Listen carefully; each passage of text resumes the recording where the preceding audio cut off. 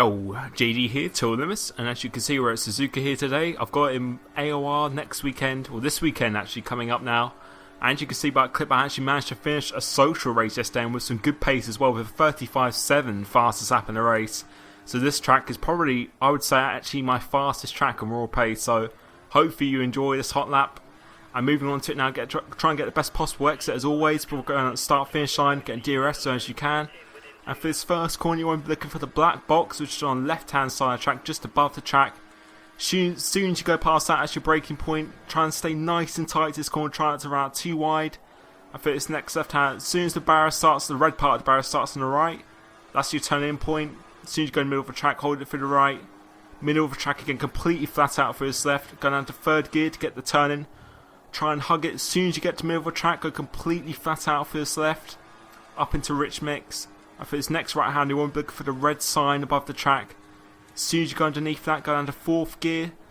Just before the curb ends, go down to second. Try and avoid cutting and extending, which man do quite nicely there. For this, going to lean mix. As the curb ends on the right hand side, that's your braking point.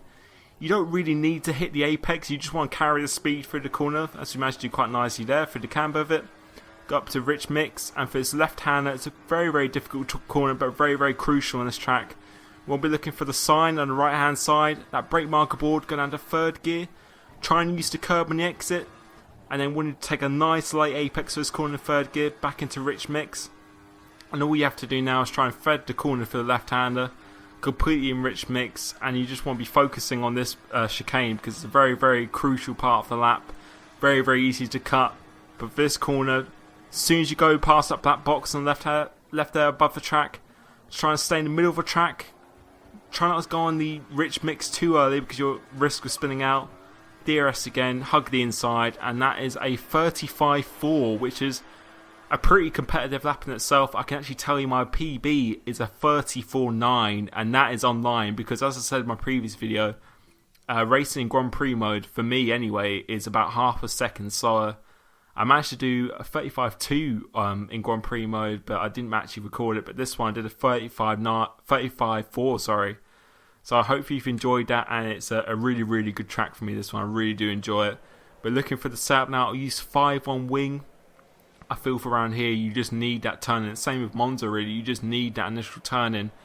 And it's a track you can go really aggressive on. I mean, in the corners, you want to be taking nice early apexes. And for this track, really, you want to be thinking more about the entry speed rather than exit speed around this track, funny enough. As for the braking, same as usual, 47-53 high, small, just my preference. And again, it just helps changing direction as you're braking. It just gives you a little bit kick more of oversteer, which is good.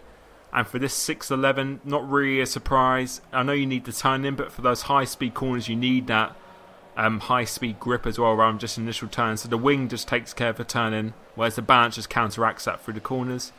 As for the suspension, though, same as what I usually run, 11.1 for the ride height, just for the straight line speed, because the straights are pretty long around here, and 11.11 on the springs, just to give that raw turn in again, which is something that's pretty critical around here as well.